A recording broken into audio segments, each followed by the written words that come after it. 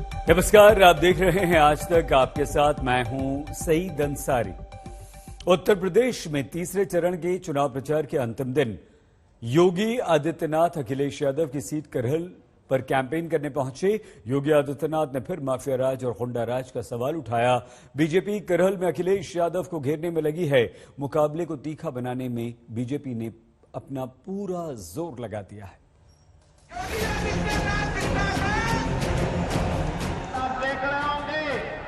ये सभी जेल के अंदर हैं और जान की भीख मांगने के लिए मजबूर हैं। मैंने कहा चिंता मत करो, कभी कभी इस बुलडोजर को रेस्ट भी चाहिए होता है। चुनाव के दौरान मैंने पूरे प्रदेश के बुलडोजर को मरम्मत के लिए भेजा हुआ है। गौर कीजिएगा, ये इलाका मैनपुरी का है। मैनपुरी यानी मुलायम सिंह का मैदान, यानी यहाँ की चुनावी पिच समाजवादी पार्टी के मुफीद है। लेकिन योगी आदित्यनाथ यहाँ भी बल्ला भांज रहे हैं। जिस माफिया राज और तमंचावाद पर वो हमले करते रहे हैं, वो यहाँ भी जारी रहा। अखिलेश की सीट करहल के प्रचार युद्ध में योगी के तेवर और तीखे दिखे। कल अमित शाह ने जहाँ अपनी पारी खत्म की थी, योगी आदित्यनाथ ने वहाँ से आज की पारी का आगाज किया। बीजेपी का मंसूबा साफ है, अखिलेश यादव को उनकी ही पीछ पर घेरना, अखिलेश को जितना हो सके करहल में घेरना, उनकी राह में कांटे बिछा देना। नेताजी भी बहुत होशियार हैं। कल वे आए थे, वे जानते हैं करहल की जनता फैसला कर चुकी है कि प्रोफेसर एसपी सिंह बघेल ही उनका नेता होगा। तो नेताजी ने कल यही कहा कि भाई ठीक है, तुम लोग जो चाहो तय कर लो, अपना विधायक चुन लो। दूसरा व्यक्ति बोला जा रहा है कि नाम बोल दीजिए, नाम बोल दीजिए। वो कह रहे कौन लड़ रहा है यहां से सपा का प्रत्याशी, मुझे तो पता ही नहीं है। करहल से योगी की ये हुंकार यूं ही नहीं है। इस हमले की पूरी वजह है, राजनीति में संदेश मायने रखता है। इस हमले का अपना संदेश है। इसी संदेश के लिए कल पूरा मुलायम परिवार साथ दिखा। मुलायम सिंह खुद प्रचार में कूदे और अखिलेश की जीत से झोली भर देने की अपील की। वो अखिलेश उम्मीदवार है, कांग्रेस को भारी बहुमत जिताने। हाँ, मेरी भावना है, उसको पूरी भावना का आदर करते हुए अखिलेश को भारी बहुमत जिताना और समाजवादी पार्टी को मजबूत करना। मुलायम सिंह की आवाज अब कांपने लगी है, लेकिन मुलायम परिवार की इस फैमिली फोटो से बीजेपी में भी बेचैनी दिख रही है। योगी ने आज इस पारिवारिक तस्वीर पर भी तंज किया। मुझे तो कल बड़ा लग रहा था कि कहां ये प्रदेश भर में घूमता था, हजारों लोग उनके साथ जाते थे। नेताजी का प्रमुख सिपा सालार हुआ करता था और कल उस बेचारे को कुर्सी का हत्था मिला बैठने के लिए, कुर्सी का हत्था। यानी आज के दिन पर अगर किसी व्यक्ति को आप दुर्गति का जीता जागता नमूना देख सकते हैं तो शिवपाल यादव उसका एक जीता जागता नमूना आपको मिल जाएगा। आज हम देख सकते हैं कि नेताजी तो पहले से ही साथ थे और आज सब लोग साथ हैं। चाचा जो पार्टी हालांकि दूसरी है, लेकिन उसके बावजूद भी समाजवादी पार्टी के साथ हैं और उनका चुनाव चिन्ह भी साइकिल है। तो ये खुशी की बात है कि सब साथ हैं। आज ने तो पूरा आशीर्वाद दे दिया है, नेता मान लिया है और 2022 में अखिलेश को मुख्यमंत्री बनाना है और उत्तर प्रदेश में परचम फैलाना है और भारतीय जनता पार्टी का सफाया करना है। तो इसलिए हम लोग एक हो गए। अखिलेश को बीजेपी करहल में फंसा पाएगी या नहीं, ये देखने वाली बात होगी। लेकिन बीजेपी ने अपनी रणनीतियों से करहल को चर्चा के केंद्र में तो ला ही दिया है। अभिषेक मिश्रा, करहल, आज तक। करहल में समीकरण समाजवादी पार्टी के पक्ष में है। जातीय समीकरण, अतीत का इतिहास, सब कुछ ऐसा लगता है कि समाजवादी पार्टी के पक्ष में ही है। लेकिन बीजेपी अखिलेश यादव की मुश्किलें बढ़ाने में कोई कोर कसर नहीं छोड़ रही।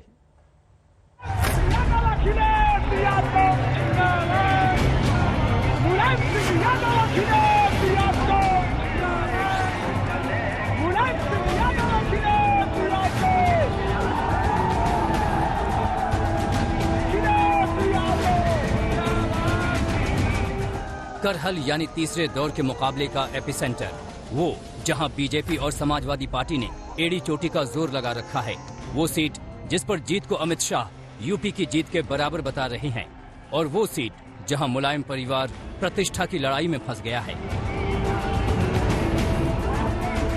एसपी सिंह की जमानत जब्त होगी, 10 मार्च को आपको भी पता चल जाएगा। और यहाँ देखिए अखिलेश यादव उत्तर प्रदेश में सबसे बड़ी जीत होगी अखिलेश। बकरा कौन बनता है तो राम गोपाल यादव भी जानते हैं, पिछली बार फिरोजाबाद में इन्होंने देखा था। आखिर फिरोजाबाद के बारे में यही गलत फहमी थी ना इन लोगों के पास, कन्नौज के बारे में, बदायूं के बारे में यही गलत फहमी थी ना। पिछली बार तीनों सीट भारतीय जनता पार्टी जीती है। फिरोजाबाद में तो राम गोपाल यादव की जमानत जब्त होते होते बची। क्या स्थिति इन लोगों की है? पिछले 6 चुनाव में करहल सीट पर समाजवादी पार्टी का दबदबा रहा है। 7 बार इस पर समाजवादी पार्टी का कब्जा रहा। 2002 में पहली बार बीजेपी को जीत मिली। 2007 से अब तक ये समाजवादियों के पास है, लेकिन 2002 में बीजेपी से जीतने वाले विधायक समाजवादी पार्टी में शामिल हो गए थे। अगर करहल विधानसभा सीट के जातीय समीकरण को देखें तो वो समाजवादी पार्टी के पक्ष में है। करहल विधानसभा सीट पर कुल वोटर 3,71,000 के करीब हैं। इसमें 1,44,000 यादव हैं, यानी करीब 1/3 वोटर यादव हैं। इनकी शक्लें देखी, भाषा बदल गई। बताओ कौन खिसिया जाता है? आप तो इन बातों को जानते हो कि कौन खिसियाता है? जो हारने लगता है। इनकी भाषा देखी, कहां की भाषा इस्तेमाल कर रहे हैं? अरे बहन ये क्यों, मैं जानता हूं 5 साल आप लड़ती नहीं, बाबा मुख्यमंत्री से आपकी मदद नहीं की। बड़ी बात यह भी है कि 1985 से करहल सीट पर यादव प्रत्याशी ने ही जीत हासिल की है, इसलिए भी अखिलेश यादव को इस सीट पर जीत का इतना भरोसा है। लेकिन बीजेपी मान रही है कि करहल में बीजेपी उम्मीदवार को जीत दिलाकर जनता के पास योगी सरकार पर भरोसे जताने का सबसे बड़ा मौका है। मौसमी सिंह के साथ अभिषेक मिश्रा, करहल आज तक।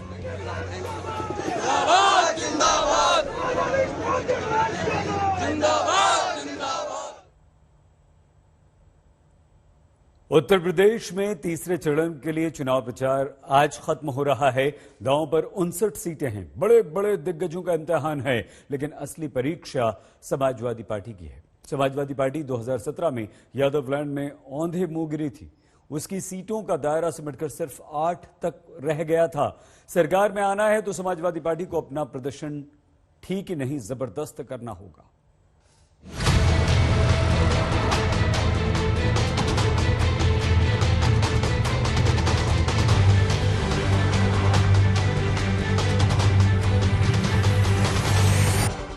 करहल यानी तीसरे दौर के मुकाबले का एपिसेंटर, वो जहां बीजेपी और समाजवादी पार्टी ने एड़ी चोटी का जोर लगा रखा है। वो सीट जिस पर जीत को अमित शाह यूपी की जीत के बराबर बता रहे हैं, और वो सीट जहां मुलायम परिवार प्रतिष्ठा की लड़ाई में फंस गया है। जनता इस बार भारतीय जनता पार्टी को उखाड़ फेंकना चाहती है। अगर आप वोट डाल दोगे, केवल आप वोट डाल दोगे, तो उत्तर प्रदेश की सबसे बड़ी जीत करहल की जनता समाजवादी पार्टी को दिलाएगी। और सपा का जो एसपी है ना, इसका 2 ही अर्थ है। एक एस का अर्थ है संपत्ति इकट्ठा करो, और दूसरे एस का अर्थ है परिवारवाद चलाओ। तो जाति की भी बात करते हैं ना, वो गलत है। जाति का भी नहीं सोचते, तो परिवार का ही सोचते हैं, अपने ही चट्टो बट्टों का भला करते हैं। करहल की ये लड़ाई बानगी है कि यूपी की जंग कितनी तीखी और मुश्किलों भरी है। लेकिन सवाल सिर्फ करहल का नहीं है। सबसे बड़ा सवाल तो लखनऊ का है, जहां तीसरे दौर का मतदान काफी कुछ तय कर देने वाला है। याद रखिए, तीसरे दौर में दांव पर 59 सीटें हैं, सामान्य वर्ग की 44 सीटें हैं और 15 सीटें आरक्षित हैं। तीसरा दौर निपटने तक यूपी का जनादेश एक शक्ल ले लेगा। बीजेपी की वापसी होगी या फिर अखिलेश लौटेंगे, इसकी बुनियाद तय हो जाएगी। समाजवादी पार्टी के लिए तो ये वजूद की लड़ाई से कम नहीं। आज हम देख सकते हैं कि नेताजी तो पहले से ही साथ थे और आज सब लोग साथ हैं। चाचा जो पार्टी हालांकि दूसरी है लेकिन उसके बावजूद भी समाजवादी पार्टी के साथ हैं और उनका चुनाव चिन्ह भी साइकिल है।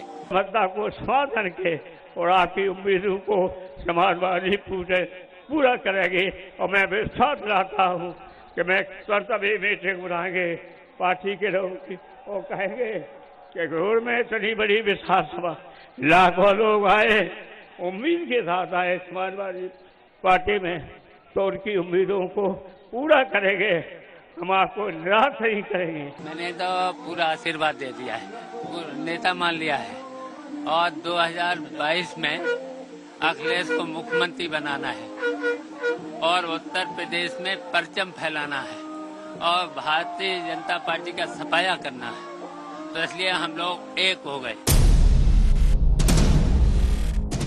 समाजवादी पार्टी के लिए सही मायने में ये करो या मरो की लड़ाई है। तीसरे दौर में जिस यादव लैंड में चुनाव हो रहा है वहाँ 2017 में समाजवादी पार्टी पूरी तरह धराशायी हो गई थी और बीजेपी ने यहाँ जीत का परचम लहरा दिया था। आंकड़े देखिए, 2012 में 8 सीट जीतने वाली बीजेपी 2017 में 49 सीटों तक पहुंच गई, यानी 59 सीट में से 49 सीट बीजेपी की झोली में गिरी, उसे 41 सीटों का लाभ मिला। वहीं 2012 में 37 सीट जीतने वाली समाजवादी पार्टी 2017 में 8 सीट पर लुढ़क गई और उसे 29 सीटों का घाटा सहना पड़ा। तो इसी चरण में समाजवादी पार्टी को अपनी खोई जमीन हासिल करने की चुनौती है, तो बीजेपी को अपना बही खाता दुरुस्त रखना है। आज तक ब्यूरो। दिल्ली में अरविंद केजरीवाल के डिप्टी मनीष सिसोदिया ने भी अपने बॉस के समर्थन में मोर्चा खोल दिया। कुमार विश्वास पर आरोप लगाए। दिल्ली के उप मुख्यमंत्री आम आदमी पार्टी के सीनियर नेता मनीष सिसोदिया हमारे साथ। सत श्री अकाल जी। ये अमृतसर बस कर दो इस बार झाड़ू चल रहा है, लेकिन हाँ, आखिरी समय में जो आक्रामक हमले हुए पार्टी के लिए ये मौका अपने आप में ये कितना मुश्किल उनके लिए बनाता है और चुनाव प्रचार पर इसका कुछ असर होगा। तो मनीष जी, 2017 और 2022 के इन चुनाव में सबसे अलग आपको क्या नजर आता है? सबसे अलग ये है कि लोगों के बीच, पंजाब में जब मैं 2017 में जाता था तो लोग कहते थे अच्छे लोगों पर अभी दिल्ली में क्या कर रहे हो बताओ। अब हमें बताते हैं कि आप लोग अच्छे लोग हो, दिल्ली में आपने ये किया, पंजाब में भी कर दोगे ना, पंजाब में भी हो जाएगा ना। लोगों को ये यकीन हो रहा है। लेकिन आप जिस मुद्दे पर लोगों से बात कर रहे हैं, इस समय एक मुद्दा आपके विरोधियों ने बनाया और खासकर शुरुआत हुई कुमार विश्वास के बयान से लेकर के, और उस बयान के बाद प्रधानमंत्री की रैली थी, उन्होंने भी आप पर निशाना साधा, सीधे मुख्यमंत्री केजरीवाल पर भी, राहुल गांधी, प्रियंका गांधी, हर किसी ने कुमार विश्वास के उस बयान को लेकर के आपके निशाना साधा है। उस पर आम आदमी पार्टी क्या करेगी? आम आदमी पार्टी ने बार बार ये कहा है कि ये लड़ाई अब ईमानदार और चोरों के बीच की हो गई है। पंजाब में ईमानदार भी लोग इकट्ठा हो रहे हैं। पंजाब में अमृतसर के मेयर थे, कांग्रेस के नेता थे, उनको लगा अरविंद केजरीवाल जी डिलीवर कर सकते हैं, वो साथ आए। बहुत लोग साथ आ रहे हैं कांग्रेस के अकालियों के नीचे, जो लोगों को उम्मीद थी। बेईमान लोग भी इकट्ठे हो रहे हैं। आप सोचो, पहली बार देश के इतिहास में राहुल गांधी और नरेंद्र मोदी एक दूसरे की बात को कह रहे हैं, हाँ ठीक का बेटा ठीक का। राहुल गांधी कह रहे हैं हाँ मोदी जी ठीक का, मोदी जी कह रहे हैं राहुल गांधी ठीक का तूने। सबकी जो शुरुआत हुई थी वो आपके पुराने साथी द्वारा दिए गए बयान पर हुई थी। अब चोरों चक्कों की मौज में सबकी फौज शामिल हो गई है। सबके अपने अपने इंटरेस्ट हैं, सबके अपने अपने दर्द हैं। तो सब ये चिंता देती है कि 2017 में जब एक आप कह रहे थे वेट थी और कुछ नुकसान हुआ, आपको लगता है कि ये वही वक्त है, इससे कुछ नुकसान भी होगा चुनाव में? मुझे लगता है पंजाब के लोग अब मन बना चुके हैं। लास्ट के 2 दिन है ये, और लास्ट के 2 दिन मोदी जी और राहुल जी को इकट्ठा देख के लोगों के मन में आ रहा है, फिर तो झूठी बोल रहे होंगे। अच्छा, अगर मैं आपसे ये पूछूं कि 2017 के चुनाव में और 22 के चुनाव में ऐसी कौन सी गलतियां थी जो आपने पिछले चुनाव से सबक ली है और उनको इस बार कोशिश की कि उनको दुरुस्त किया? हर चीज में सीख रहे हैं। मतलब यहाँ खड़े हैं तो रैली कैसे निकालनी है उसमें भी सीख रहे हैं, चुनाव की स्ट्रेटेजी में, हर चीज में सीख रहे हैं और हर बार सीखते हैं। ऐसा नहीं है, बात पंजाब की नहीं है, वो तो जब भी आप कोई चीज दोबारा कर रहे होते हैं आप हमेशा सीख रहे होते हैं। इसमें एक और चीज है, पिछली बार आपके पास चेहरा नहीं था, इस बार आपने भगवंत मान को उतारा, लेकिन बहुत देर से क्यों? रणनीति के तहत था या लगा कि और कोई आप रास्ता नहीं? हमारे भगवंत मान बहुत पहले से आम आदमी पार्टी के चेहरा है, शुरू से 10 साल से पंजाब में पार्टी को लीड कर रहे हैं, उन्हीं के चेहरे पे हमेशा पार्टी लड़ती है। लेकिन वो मुख्यमंत्री बनेंगे ये एक डिसीजन टॉप लीडरशिप के मन में पहले से था, लेकिन कहीं ना कहीं हर एक वॉलंटियर, हर एक सपोर्टर, उसके मन में भी ये है कि नहीं है, वो देखना जरूरी था, उसमें समय लगा।